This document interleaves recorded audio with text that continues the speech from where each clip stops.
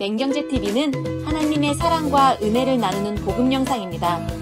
구독하고 알람 설정을 하시면 그 사랑과 은혜를 함께 나누실 수 있습니다. 새벽 기도를 드리고 집에 돌아와 TV를 틀었더니 CGN 방송에서 하용조 목사님이 설교를 하고 계십니다. 주님 품으로 가신 지 벌써 10년이 지났지만 여전히 은혜로운 말씀을 들을 수 있다는 이 사실이 참 놀랍습니다. 우리 인류에게 이러한 지혜와 능력을 주신 분도 하나님이시죠. 그 은혜가 참으로 큽니다. 저는 하용조 목사님을 가까이서 뵙고 인사를 드린 일은 있지만 대화를 나눈 일은 없습니다.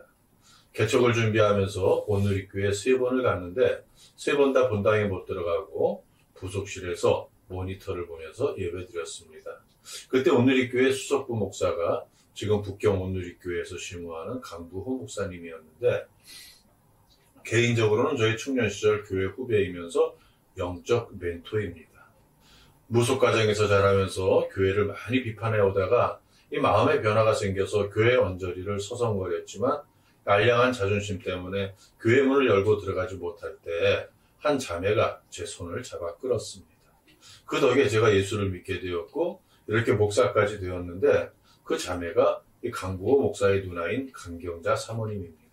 그렇게 얼결에 교회 안에 들어왔다가 2달 만에 군대에 가게 되었는데 군대 생활하던 33개월 동안 그리고 또 전역 후에 저를 끌어주고 당겨주며 영적으로 성장할 수 있도록 많은 분들이 도움을 주었습니다. 그 중에 또 가장 큰 도움을 주었다고 할 수 있는 분들이 처음으로 제 손을 잡아준 그 강경자 사모님과 남편이신 장기범 목사님. 장기범 목사님은 기도걸론교회에 종사하면서 이 통합교단의 인천노회장을 하신 분입니다. 그리고 이제 이 강부호 목사님이었습니다. 강부호 목사님은 이라크에서 무장단체에 납치되어 피살된 김선희 씨가 출석하던 교회의 담임 목사였고 그 일로 인하여서 일시 귀국했다가 늦은 장가를 가게 되었습니다. 그때 하용조 목사님이 주례를 하셨는데 첫 말씀이 지금도 기억납니다. 여러분, 오늘 천지개벽할 일이 일어나는 날입니다. 우리 강부호 목사님이 장가가는 날입니다. 바로 그날 하용조 목사님을 가까운 곳에서 뵙고 신랑의 소개로 인사를 드렸습니다. 근데 이제 그 뒤에 하용조 목사님에 관한 이야기를 들을 기회가 있었습니다.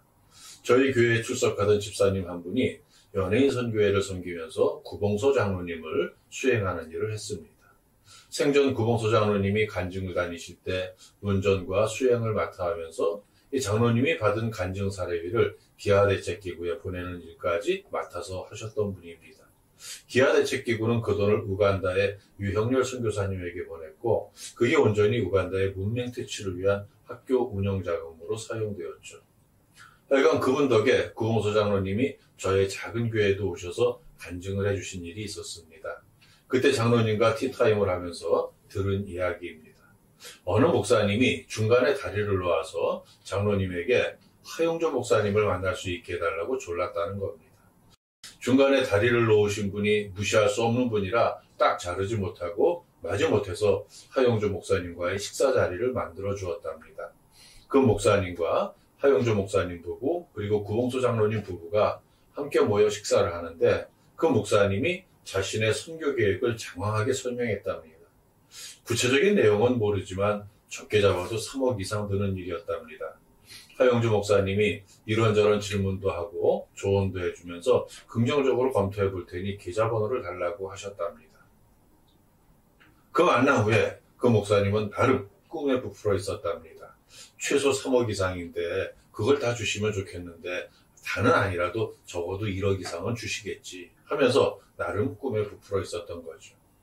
그리고 한 달쯤 지난 후에 격앙된 목소리로 구봉소 장로님께 전화를 해서 하용조 목사님에 대해서 입에 담기 힘든 욕을 하더라는 겁니다.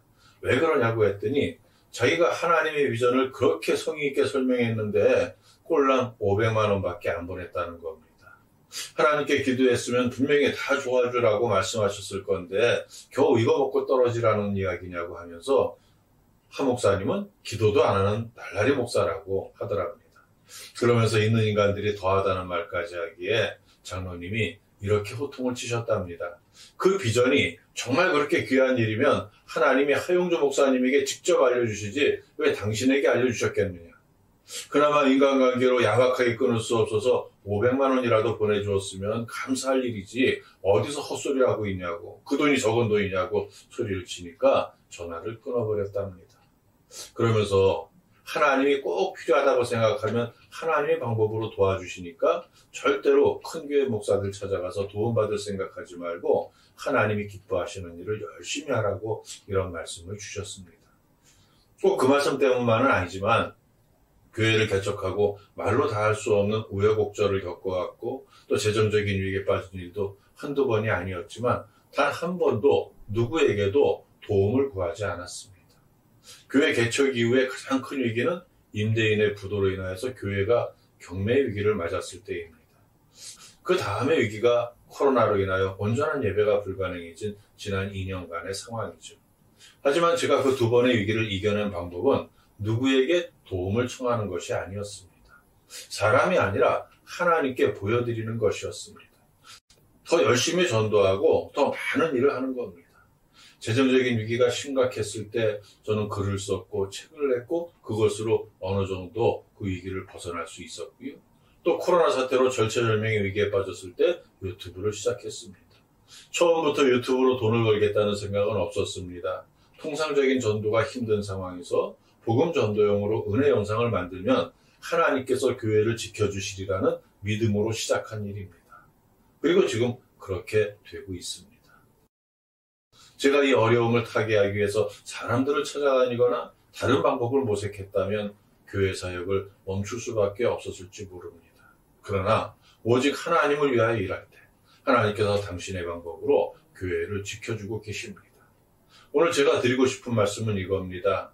지금도 많은 교회 목사님들이 깊은 시름과 고민에 빠져 있을 겁니다.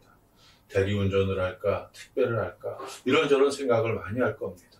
그러나 소명에 대한 확신이 있으면 어떤 방법으로든 하나님의 일을 하세요. 투잡을 한다고 해도요, 하나님께서 기뻐하실 일을 하세요. 우리 하나님은 살아계신 분입니다. 어떤 어려움이 있어도 좌고우면하지 말고 하나님과 함께 하세요. 하나님께서 반드시 지켜주십니다. 오늘도 함께 해주셔서 감사합니다. 주님의 사랑으로 축복합니다.